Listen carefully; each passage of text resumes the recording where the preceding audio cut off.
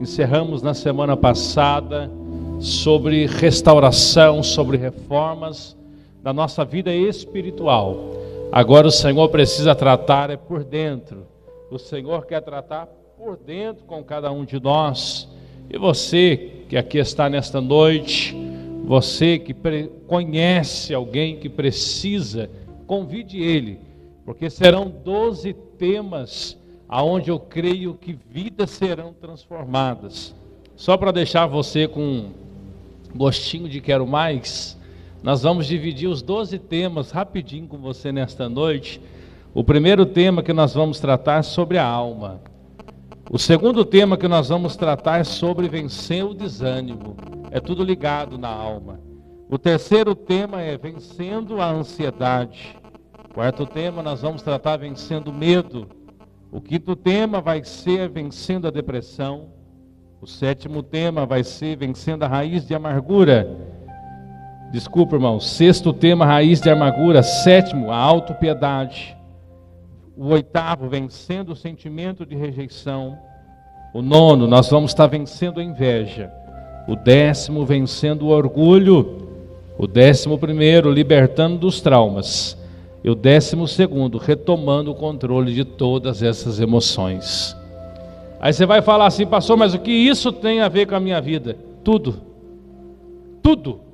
Porque todos nós precisamos disso, de uma transformação sobre as nossas vidas. Você vai entender logo de cara hoje, nesse texto a qual nós vamos dividir nesta noite. Salmos de número 142, verso de número 7, diz assim: tira a minha alma da prisão, para que louve o teu nome. Os justos me rodearão, pois me fizestes bem. Podemos assentar em nome de Jesus. Nós vemos que esse texto, ele vai relatar para nós sobre Davi. Davi escrevendo esse texto e o momento a qual ele estava passando. Você vai ver que Davi, ele escreve salmos maravilhosos. Você vai ver que Davi, no Salmo 57, ele faz ali algo esplendoroso para com Deus. No Salmo de número 120, ele fala assim: na minha angústia eu clamei o Senhor e Ele me ouviu. E chega no 142, Davi fala assim: estou aprisionado, Deus, e aí, como é que eu faço? Então nós vamos ver que nós passamos sim por momentos de altos e baixos das nossas vidas, a qual nós precisamos ser libertos, a qual nós precisamos abrir mão de muitas coisas para termos um encontro com Deus. Aqui nós entendemos que esse texto vai falar sobre Davi dentro de uma caverna. Muitos historiadores vão falar que Davi escreveu esses salmos quando ele estava lá em 1 Samuel capítulo 24, que Saul tenta matar Davi juntamente com seus 3.000 soldados, e Davi se esconde dentro da caverna de Adulão. Você vai ver outros historiadores dizendo que Davi, ele escreve esse salmo quando ele estava fugindo dos filisteus, quando ele entra na caverna de En-Gedai. Mas nós entendemos, propriamente na minha visão, mais significativo foi quando Davi estava se fugindo da presença de Saul, quando ele se esconde ali dentro da caverna de Adulão, quando Davi lhe propõe e escreve esses salmos por tudo isso a qual ele estava passando na sua vida.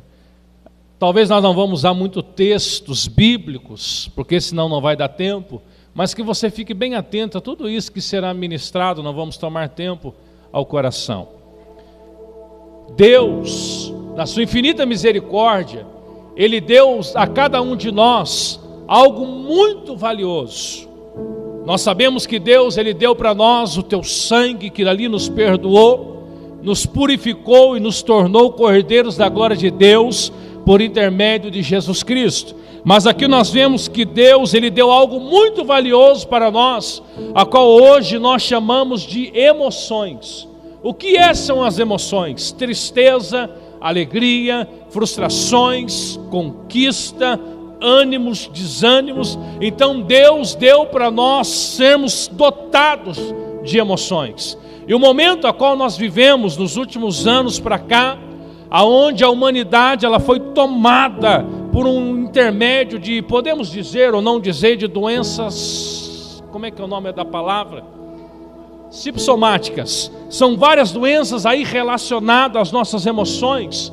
Aí ansiedade, depressão, crise de medo. Então nós somos tomados por tudo isso a qual nós vivemos nas nossas vidas. Aí muitas das pessoas vão dizer: pastor, mas depressão é coisa do inimigo. Não é do inimigo não. Ah, pastor, quem tem crise de ansiedade é porque está longe de Deus. Não, Elias estava ali na presença de Deus e passou por uma crise. Nós vamos ver que Jesus, quando ele está lá orando, que ele é acometido por aquela angústia, quando ele soa sangue, chamado de hematitose. Jesus estava longe de Deus? Lógico que não. Deus Pai, Deus Filho. Então nós devemos entender que isso, nós devemos abrir mão de muitas coisas e pedir: Senhor, eu não consigo, mas o Senhor pode, quer curar a minha alma. Eu preciso ser liberto, Senhor, disso que me impede de caminhar mais profundo na Tua presença. Eu preciso, meu Pai, ser liberto disso que me impede de mergulhar nas profundezas da Tua presença. Mas isso tudo está onde? Está na nossa alma, está nas nossas emoções, a qual nós temos carregados.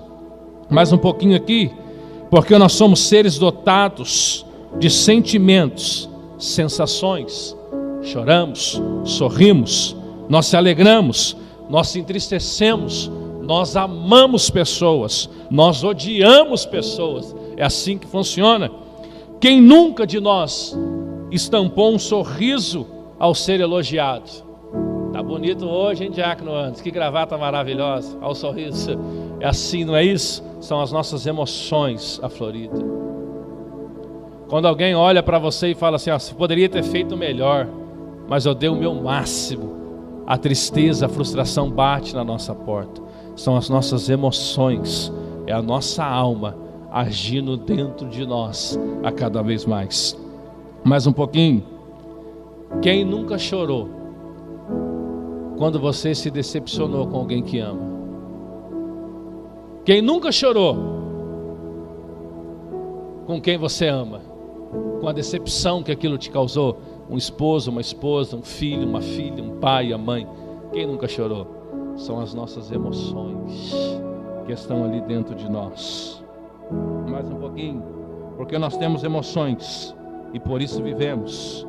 O termo emoção vem do termo emove, aquilo que movimenta. A gente acorda com alegria e às vezes no final do dia a gente está triste. Às vezes nós acordamos tristes por aquilo que nós passamos, mas no final do dia nós terminamos alegre, porque o sentimento emove, é aquilo que movimenta dentro de nós o tempo todo, é aquilo que está dentro de nós o tempo todo se movimentando. E quando a nossa alma ela está enferma, a tendência dela é nos deixar cada vez mais angustiado. E quando a nossa alma ela está doente, a tendência dela é nos deixar mais aflito, assim como estava Davi. Nós vamos entender a história de Davi aprofundando nesse texto. Quando a gente olha para Davi, segundo a história, quem era Davi? Alguém que foi rejeitado pelo próprio pai. Quem era Davi? Alguém que pelo fato de nascer ruivo, ele não era agraciado pelo próprio pai. Quem era Davi? Aquele que foi criado longe da sua própria casa, porque acreditava-se que aquele que nascia ruivo era amaldiçoado por Deus por causa de Adão vermelho, por causa de Esaú vermelho. Então acreditava-se que todos aqueles que nascesse ruivo era amaldiçoado por Deus. Nada mais é que ali a mutação genética do nosso corpo, chamado de melanocortina MCR1, aonde ali dá a mutação e aquele gene passa a ter ruivo. E qual era a emoção de Davi? Olhar para os seus próprios irmãos e dizer: eles têm a liberdade de estar dentro da casa do meu pai e eu não posso. Qual era ali o sentimento que Davi carregava? Os meus irmãos podem habitar, sentar na mesa do meu pai e eu não posso. Exemplo disso, quando Samuel chega lá e fala para ele assim: acabou os mancebos, o pai de Davi, ele olha para um lado, ele olha para o outro e fala assim: ah, tem mais um. Porque Davi ali não tinha aquela relevância. A alma de Davi precisava ser tratada pelo próprio Deus. A alma de Davi precisava ser restaurada pelo próprio Deus. Se nem um homem segundo o coração de Deus se livrou disso, quem dirá nós? Se nem um homem segundo o coração de Deus, ele foi imune contra isso, que dirá nós que estamos aqui nesta noite? Não é algo que vai nos matar, mas se nós permitirmos, ele vai destruir as nossas vidas. Se nós abrirmos brechas, ele vai acabar nos destruindo. Indo mais um pouquinho aqui, irmãos, porque o nosso corpo, nós já vamos entrar nos cárceres da alma e a gente já encerra, tá? Só mais um pouquinho aqui. O nosso corpo, ele é a nossa casa terrestre, isso é, o nosso tabernáculo que é físico, e nos permite, bem como nos obriga, a estarmos presos nessa atmosfera. Você já vai entender tudo que o pastor está falando aqui, mantenha calma. Sujeito a todas as forças da natureza, é feito de matéria-prima de barro. Por isso dizemos que somos pó e ao pó nós tornaremos. Rapidinho. A alma é a sede de sentimentos. É a alma. Ela tem sede dos nossos sentimentos, das nossas emoções e dos nossos intelectos. Tudo isso está ligado na nossa alma. Você vai entender que a alma, ela comanda os nossos 5 sentidos das nossas vidas, está interligado à nossa alma: tato, olfato, audição, visão e paladar. Está ligado à nossa alma. Quando a nossa alma está doente, esses 5 sentidos nossos começam a falhar. Quando a nossa alma está passando por problema, esses sentidos nossos também começam a falhar na nossa vida.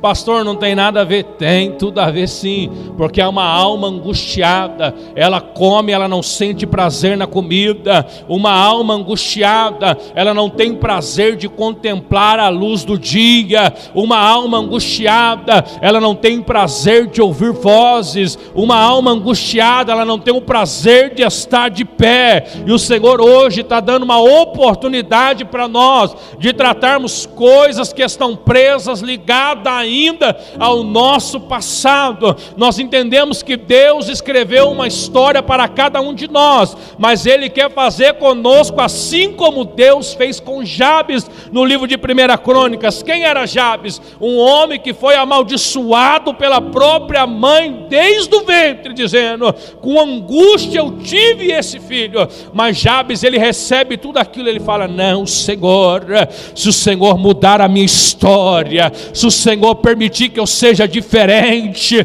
a tua presença estará comigo. É Deus dizendo: aquilo que foi falado sobre a tua vida, toma isso, o efeito ao contrário, dizendo: não, Senhor, foi falado ainda no ventre, foi falado sobre a minha história, mas eu tomo posse, eu vou reverter esse cativeiro a qual eu estou vivendo. Assim como o Senhor deu a oportunidade para Jabes, o Senhor também dá a oportunidade para cada um de nós. E nós vamos entender, irmãos, o real significado do que é alma. Rapidinho, é na nossa alma que fica registrada as lembranças de momentos de alegria, bem como momentos de tristeza. É na nossa alma.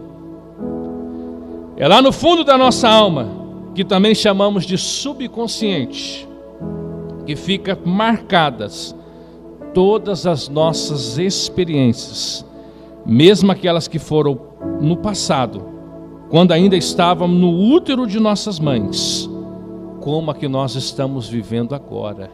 Essas experiências são marcadas ainda na gestação. Mais um pouquinho para você entender.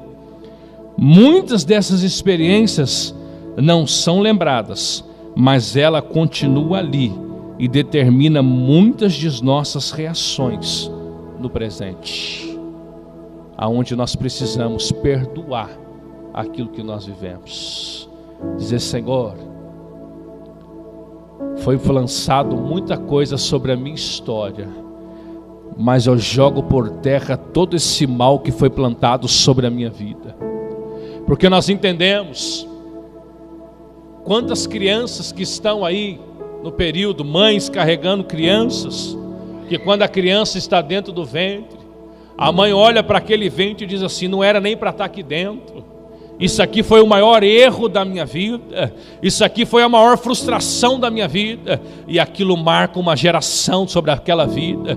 Você acha que não tem relevância? Tem sim. Você acha que não tem importância? Tem sim. Porque aquilo marca a geração. Aquela criança vai crescer, não vai lembrar de nada daquilo, mas aquilo marca. E nessa noite o Senhor vai dar a oportunidade para dizer: ei, aquilo que foi lançado sobre a tua história no ventre, o Senhor te levanta como Jabes nesta noite, Deus. Arabaxara Kamanaia, Terabasuri Keminaia. Talvez você vive uma vida dizendo: Senhor, quando eu penso que tudo vai dar certo, frustra. Quando eu penso que eu vou vencer, eu caio. Mas o Senhor está dizendo: tem coisas que foi lançada lá no ventre, mas o Senhor vai jogar por terra nessa noite, vai quebrar esse mal, essa maldição que foi lançada, para você viver o sobrenatural de Deus sobre a tua vida.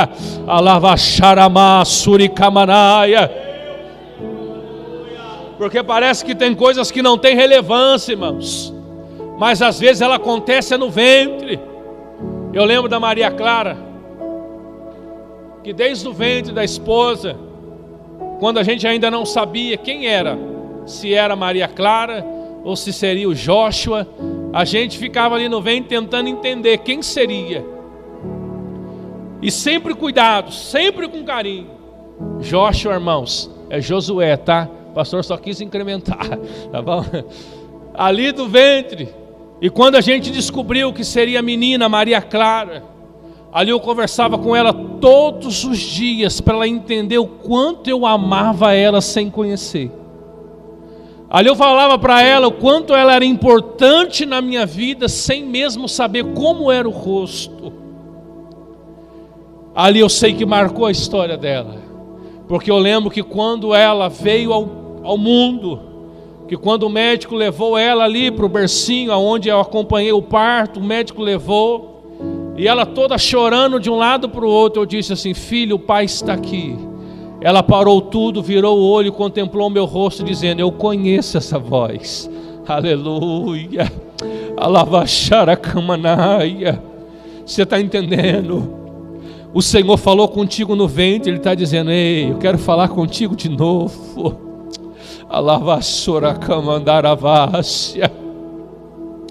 Entenda nesta noite, talvez no percurso aí da caminhada, muitas coisas foram falar ao teu respeito, que talvez atentou apagar aquilo que o Senhor escreveu para ti na tua alma, mas o Senhor nesta noite está falando contigo. Ele começa a olhar e dizendo: eu reconheço essa voz, eu sei o quanto Ele me ama, eu sei o quanto eu sou querido, sou querida por Ele, eu sei que eu só estou de pé pelo cuidado, eu sei que eu só estou de pé porque o Senhor me sustentou, por isso que eu cheguei até o momento.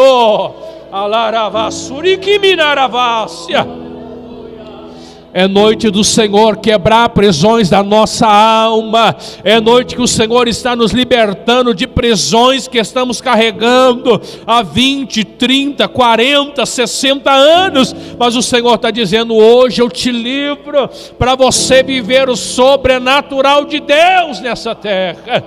Aleluia, glória a Deus. Porque nós precisamos perdoar. Aprenda isso, perdoar. Porque o perdão, irmãos, ele é composto por dois elementos. O primeiro elemento é o perdão natural, origina-se de mim mesmo. E o segundo, origina-se de Deus. O primeiro elemento do perdão é o natural, aonde eu olho para a pessoa e falo assim: eu te perdoo. Mas o segundo, ele origina-se de Deus, porque é de competência divina, e a parte que cabe é Deus que faz o milagre. Sabe aquela mágoa, aquele rancor que você carrega, que às vezes você olha para aquela pessoa e fala: não consigo, mas de repente o Espírito Santo vai trabalhando, você permite Ele trabalhar em você, no seu coração, e de repente você olha para aquela pessoa e fala assim: eu te perdoo em nome do Senhor Jesus. Eu te perdoo porque eu te amo, porque o Senhor também te ama. Isso vem de Deus, isso não vem de nós. Porque a gente perdoar quem a gente ama, irmã, é muito fácil. A gente olhar para um esposo, para uma esposa, para um filho, para o pai, para a mãe, e dizer para ele assim: eu te perdoo porque você fez. Mas para alguém que ainda a gente nem conhece, a gente fala: ih, não quero nem olhar na cara dele mais. Mas aí vem o Espírito Santo e vai trabalhando isso que vem de Deus, e vai nos ali, vai movendo, e vai perdoando, porque isso vem da parte do Senhor para as nossas vidas. Porque Deus opera um milagre no assunto do perdão, porque Deus vai restaurando a nossa alma, as nossas emoções, o nosso amor próprio, modificando o nosso senso pessoal de justiça. E Deus vai nos libertando da nossa amargura, curando o nosso inconsciente. Esse mover sobrenatural de Deus exige de nós, no entanto, a condição que faça parte de nós. Lembre-se de uma coisa: o perdão é uma escolha, é um ato de obediência. O perdão é um ato de obediência, aprenda isso, porque ela foi ordenada pelo próprio Deus.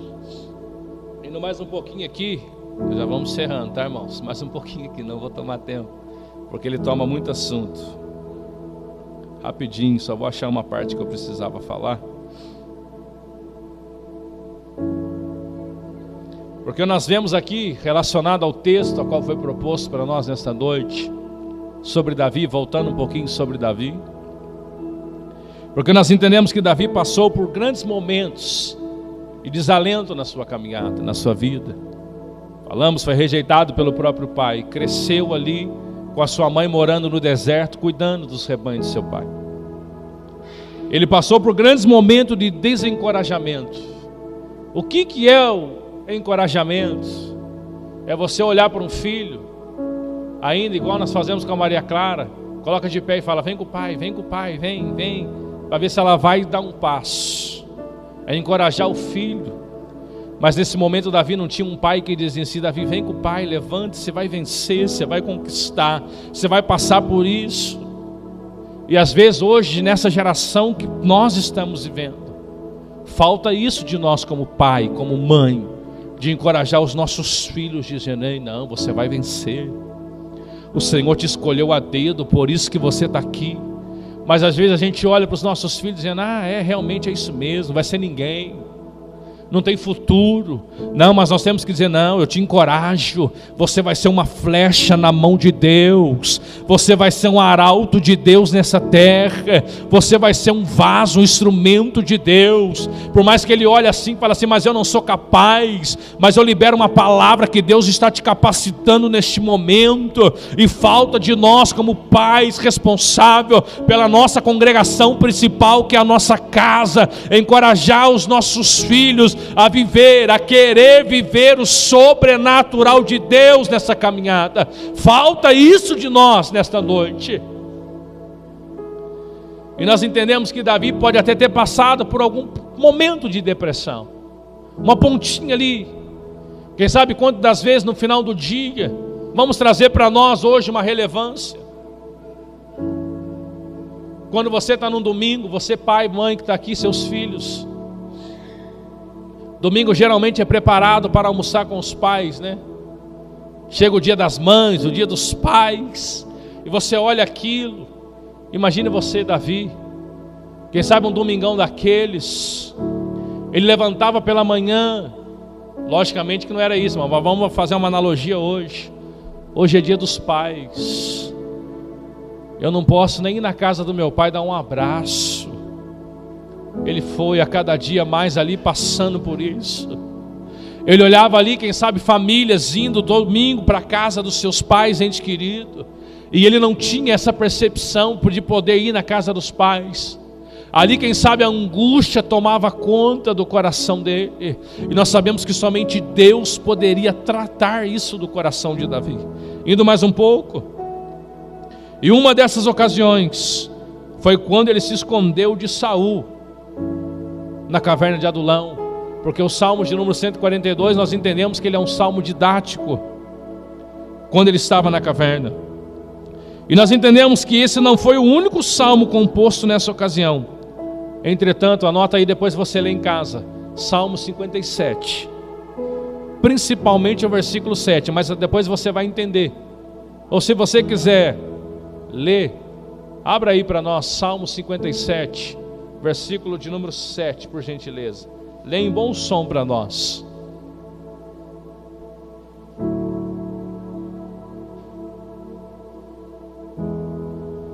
Salmo 57, versículo 7. Quem pode ler, por favor?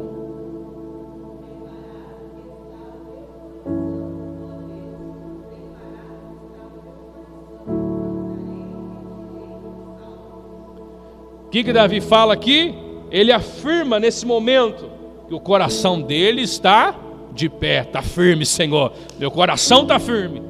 Passa algum tempo depois, nos 42, ele fala: Senhor, meu coração está numa prisão. A minha alma está angustiada, Deus. Olha o que eu estou vivendo. Então Davi também passava por esses momentos de altos e baixos.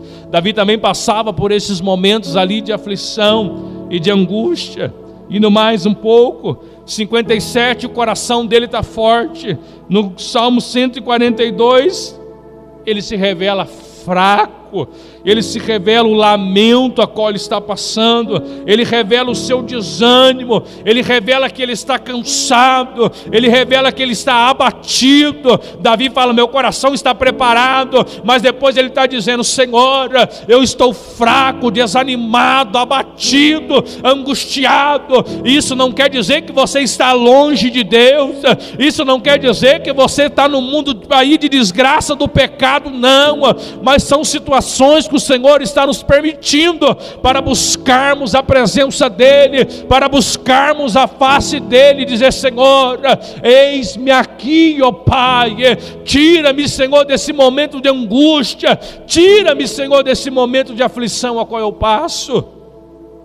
E aqui nós vemos que Davi está falando tudo isso, mas aqui também nós entendemos que isso não é uma declaração de derrota ou de desistência, mas é um esperançoso clamor a Deus de um servo que deseja se levantar para continuar os seus objetivos. Olha que coisa maravilhosa de Davi.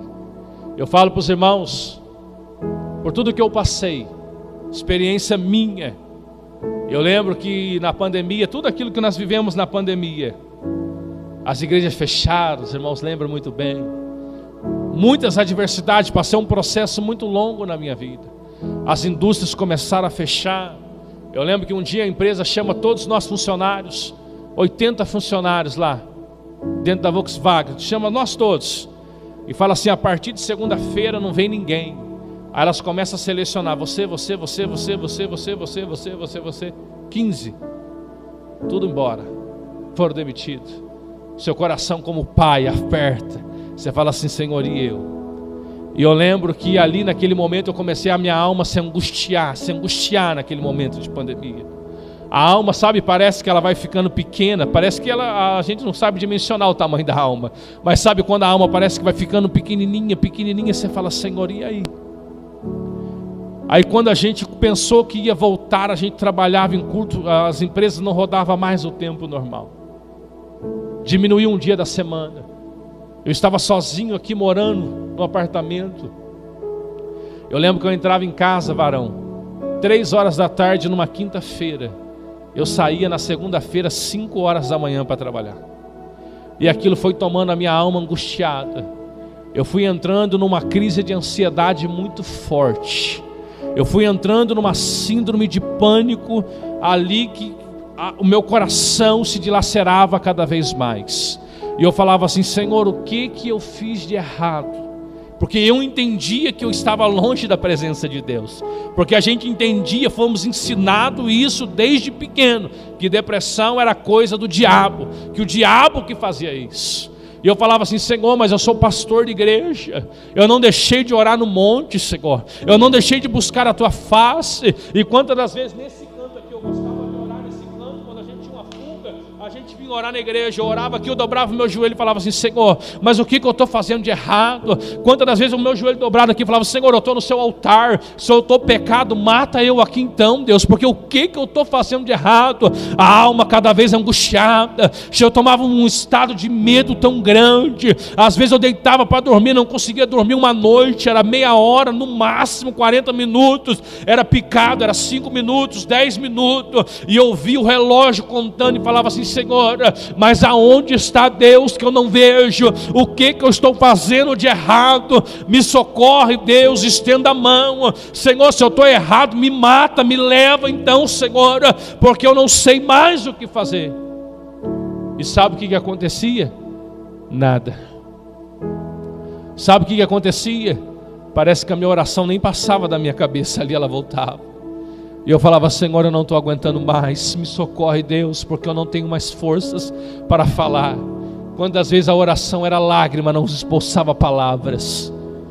E às vezes eu saía daqui, eu ia lá para a Chácara Silvestre, 1, 2 horas da madrugada de carro, falava: Senhor, fala comigo no monte então, Deus, talvez o problema está em casa, talvez o problema está aí na igreja, fala comigo no monte então, Senhor, porque eu não aguento mais, porque eu estou pronto, Deus, a dar um basta, porque eu não consigo suportar mais.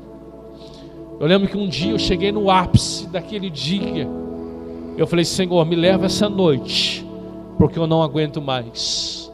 7 horas da noite, eu dobrei o joelho no meu quarto para orar e falei: Deus, eu não tenho palavras, eu não sei mais o que fazer, eu não sei qual decisão tomar, qual caminho que eu devo seguir. Mas se o Senhor ainda me ouve, eu preciso que o Senhor dê um basta nessa situação. Se eu estou em pecado, mostra para mim, Deus, o que eu estou fazendo. Eu lembro que eu sozinho em casa, as luzes todas apagadas, a chave bate na porta do apartamento, passo dentro de casa, pá, pá, pá, pá.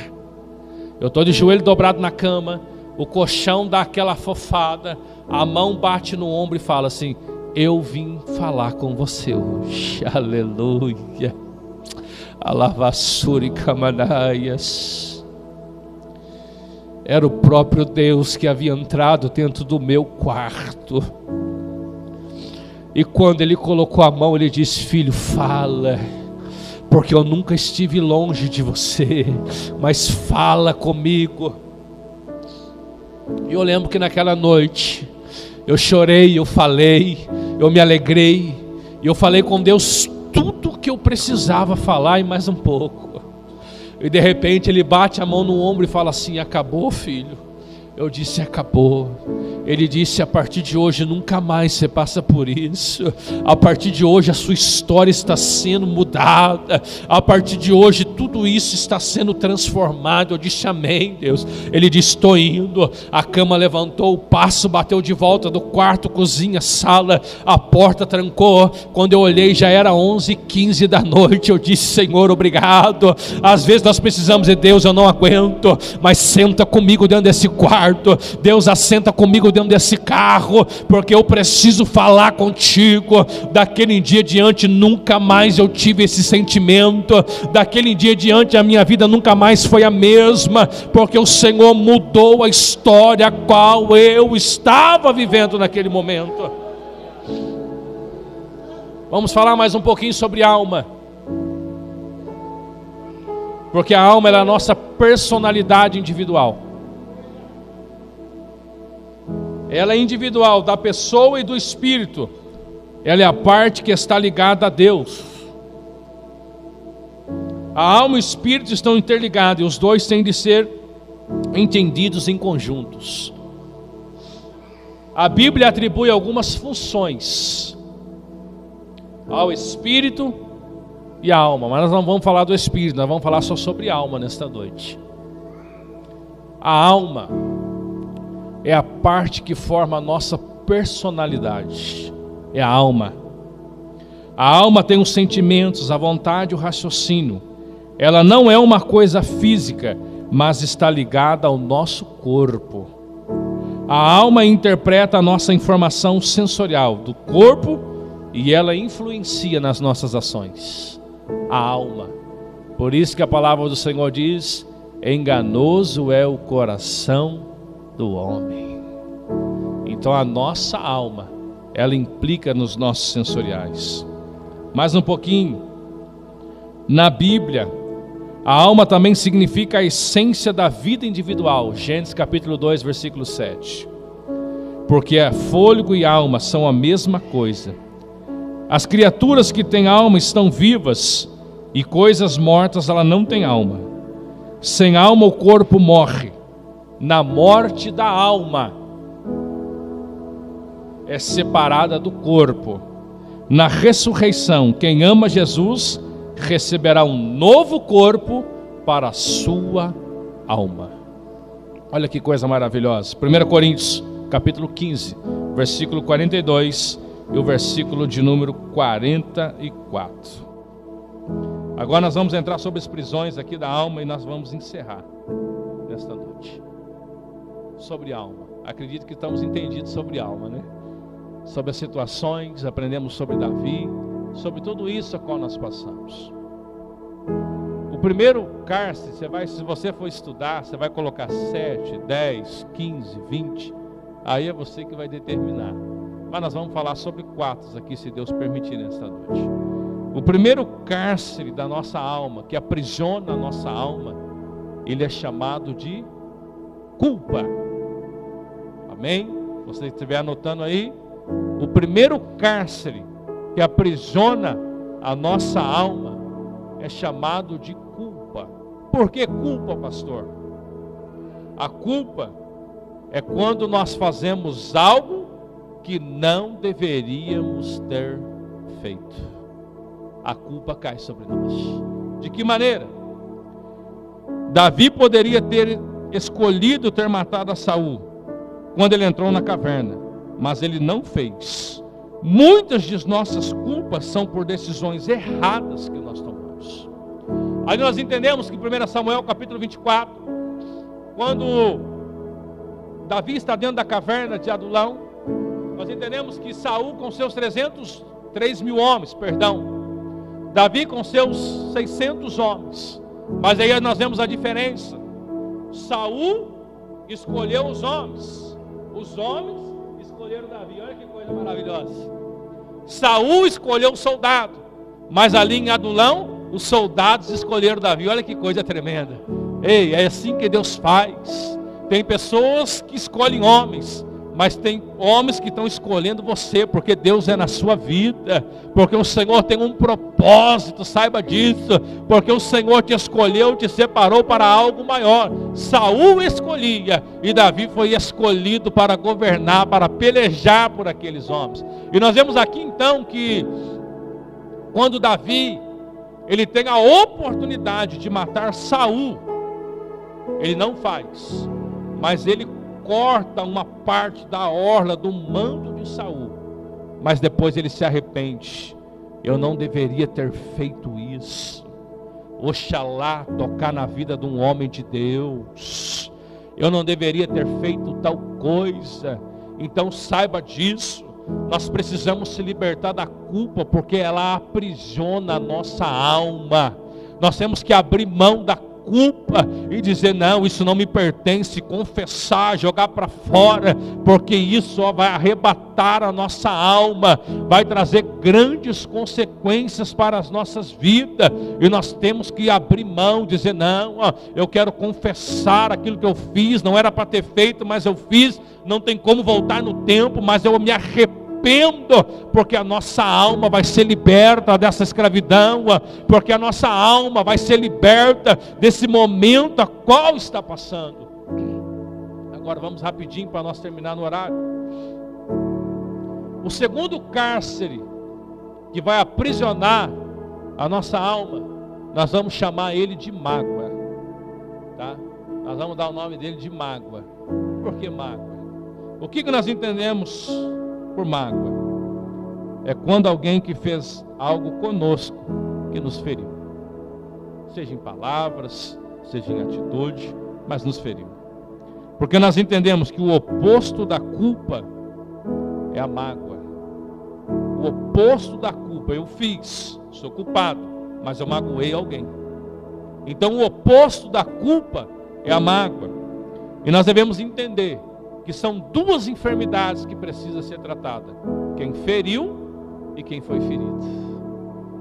Nós devemos trabalhar muito bem sobre isso, porque quem feriu precisa ser tratado e quem foi ferido também precisa ser tratado, porque gerou mágoas. Indo mais um pouco, nós precisamos tratar os dois lados, quanto quem feriu e quem foi agredido, porque a mágoa, olha que coisa, ela corrói todo o nosso ser e nos aprisiona no cárcere. A mágoa. Nós vemos pessoas aí que carregam mágoas aí, ó, e você vê que ela nunca consegue caminhar, porque aquilo aprisiona, irmãos. Aquilo te impede de prosseguir, de caminhar. E hoje o Senhor está dando uma oportunidade para nós se libertarmos disso, sair dessa escravidão. Mais um pouquinho aqui. Ficamos presos em uma caverna com alguém que nos feriu e queremos nos vingar. Davi estava sendo perseguido por Saul e era óbvio que ele queria era ser aceito por Saul. Por esse motivo, ele tenta agradar Saul de todas as formas, mas o que recebe é a perseguição e a ofensa. Você entendeu bem nesta noite? A mágoa, ela nos coloca numa caverna, aonde nós ficamos o tempo todo querendo reverter aquela situação, querendo achar um motivo para dar o troco. Não, no momento certo. No momento certo eu vou falar tudo que está entalado aqui. Vai nada, porque você é liberto. No momento certo eu vou vomitar tudo que está aqui. Vai nada, porque o Senhor está te libertando nesta noite. Você não vai falar nada, você é liberto neste momento. Porque Davi tinha a oportunidade de matar. Ele fala, não posso tocar naquilo que Deus separou de maneira nenhuma. O terceiro sentimento, o terceiro cárcere que vai nos aprisionar, nós vamos dar o nome dele de medo. A terceira prisão que aprisiona a nossa alma é o medo. Por que o medo? Porque quando algo nos amedronta tanto ou muito, a ponto de nos impedir de continuar. Às vezes o medo é tão grande que ele nos impede de prosseguir. Ah, não vou passar em tal rua porque tem um cachorro bravo lá. Às vezes nós precisamos chegar em tal lugar, mas lá eu não vou porque tem um cachorro lá que eu tenho medo dele, já me atacou uma vez. Nos impede. Às vezes o medo faz nós darmos uma volta maior para conquistar um objetivo que está ali a passos de distância da nossa vida. E hoje o Senhor quer nos libertar desse medo. Hoje o Senhor está nos dando uma oportunidade. Por quê? Pastor, ter medo é bom, lógico que é bom. Porque o medo é algo natural, é uma defesa que nos avisa quando nós estamos em perigo. Entretanto, numa situação quando nós enfrentamos, ela gera traumas e aprisiona a nossa alma. E esse cárcere nos impede de prosseguirmos e de nos realizarmos. Quer ver um exemplo disso, de medo? Juízes capítulo 6. A Bíblia fala que o povo midianitas, eles estavam atacando o povo de Deus. E o povo de Deus estava vivendo onde? Em buracos. O povo de Deus estava vivendo onde? Em cavernas. Gideão estava malhando o trigo na onde? No lagar. Ele não estava malhando o trigo na eira, no lugar de joeirar trigo, mas ele estava malhando no lagar. Porque o medo os impedia de sair para fora, de clamar ao nome do Senhor Jesus, para que eles pudessem contemplar a vitória. O medo impedia eles de avançar naquilo que o Senhor tinha projetado. E o medo também hoje não é diferente. No entanto, que quando Deus chama Gideão para esse propósito que ele levanta, o povo de Deus levanta-se logo atrás. Depois de todo o contexto que acontece, o povo de Deus se levanta para a vitória do povo de Deus. Então o medo, ele faz a gente ficar aprisionado. Indo mais um pouquinho, porque eles viviam em cova. O medo faz que nós se escondemos. Talvez alguma experiência que nós tivemos traumática, ela tenha nos encarcerado em uma caverna, e hoje você tem medo de enfrentar algumas situações. às vezes medo até de tomar algumas decisões, mas creia que Deus é maior do que o nosso medo nesta noite. Ele está nos libertando. Para nós encerrarmos, qual é o quarto cárcere que vai aprisionar a nossa alma? Nós vamos falar, vai ser falado com ele depois, no decorrer das 12 sexta-feira. Nós vamos entrar só um pouquinho. É a decepção e a frustração. Ela aprisiona a nossa alma. Então marca aí para você entender.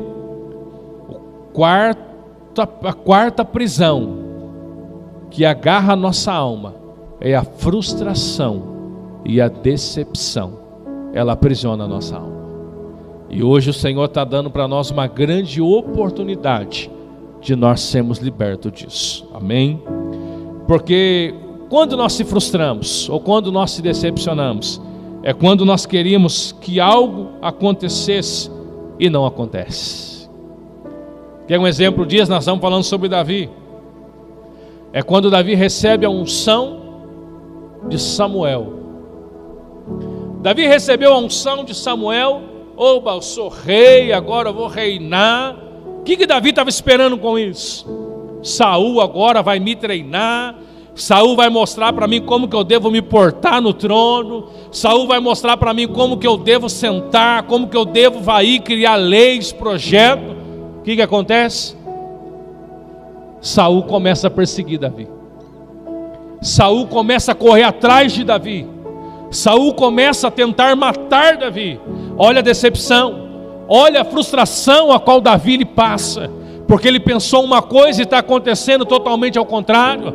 Porque ele pensou que ali Saul iria treinar, iria dotar ele de todo o conhecimento. E Saul começa a perseguir. Então o medo e a frustração aqui, a decepção, ela nos aprisiona. Ainda mais um pouquinho. Porque Davi considerava Saul como um pai. E para a sua frustração, Saul começou a persegui-lo e criar situações para matá-lo. Aprenda isso. Perseguição, ela vai ser uma rotina nas nossas vidas. Aprenda isso. Ser perseguido é uma rotina das nossas vidas. Por quê? Porque quem quer andar na presença de Deus vai ser perseguido. Quem quiser vencer em Cristo vai enfrentar a perseguição. Mais um pouquinho. Seja no ministério, trabalho, em qualquer outro lugar, grupo social, escola, você vai ser perseguido, seja qual o ambiente for. Quem quer vencer tem que romper com o sentimento da frustração. A frustração ocorre quando esperamos muito uma postura ou um tratamento de alguém e isto não acontece. E em pior das situações, além de não acontecer, suscita em nós uma perseguição. Não vou continuar mais, vou parar aqui. Então nós aprendemos aqui nesta noite sobre a alma. O que é a alma? Dava para falar um pouco mais, mas o tempo não dá. Sobre a alma. E aquilo que o Senhor está nos libertando nesta noite.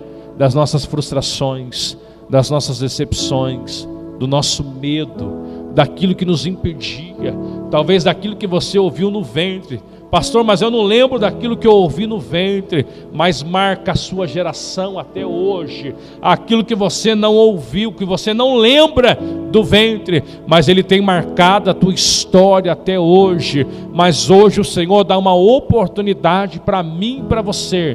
Está em 1 Crônicas. Hoje o Senhor te levanta como Jabes nesta noite. Hoje o Senhor te coloca como Jabes na presença de Deus. Pai, a minha mãe disse que eu fui gerado em angústia, por problema, por frustração, mas se o Senhor me der uma oportunidade, o nome do Senhor vai ser glorificado. Você não vai lembrar o que você ouviu do seu pai, você não vai lembrar o que você ouviu da sua avó, você talvez não vai lembrar o que você ouviu da sua mãe quando você estava no ventre, mas hoje o Senhor está dizendo para ti: joga a mão disso fora, repreende e fala: Senhor, eu não sei sei o que eu ouvi, aquilo que foi falado, mas hoje eu abro mão disso tudo para viver uma alma radiante na tua presença, para viver o sobrenatural do Senhor, meu Pai, nessa terra. Aproveitando que os irmãos estão nesse ansejo, vamos se colocar de pé, vamos fazer uma oração junto comigo nesta noite.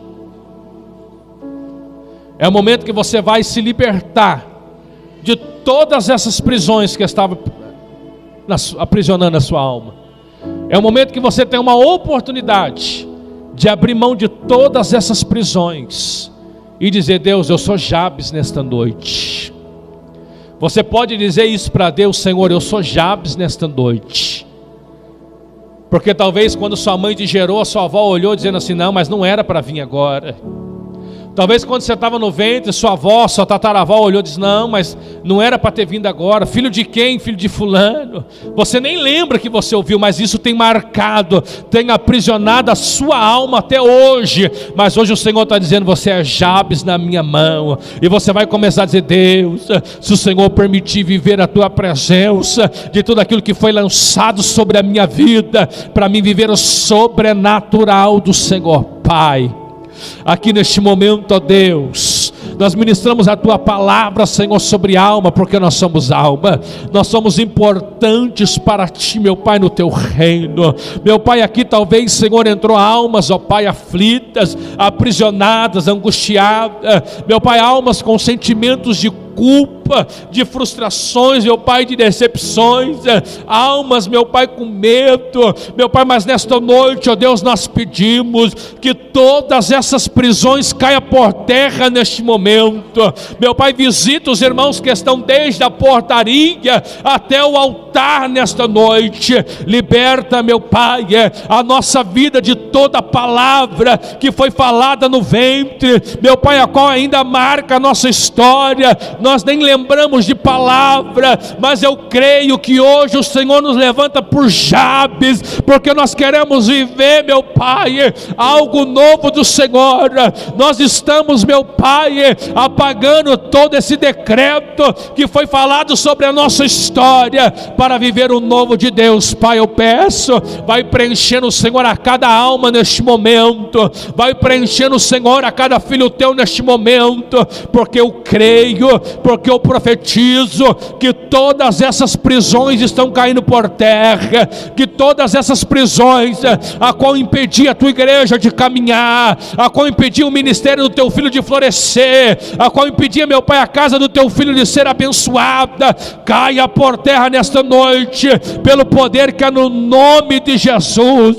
As prisões estão sendo quebradas, estão caindo por terra, porque a nossa alma está sendo liberta, porque nós vivemos o sobrenatural do Senhor nesta noite. E eu creio, meu Pai, que essas, Senhor, 11 sexta-feiras que ainda virão pela frente, o Senhor nos libertará, o Senhor trará um novo dos céus para as nossas vidas. Meu Pai, assim, Senhor, nós entregamos essa noite nas tuas mãos, grato, meu Deus, por tudo aquilo que o Senhor tem feito em nossas vidas, em nome do Senhor Jesus, amém. Que Deus abençoe a todos em nome de Jesus.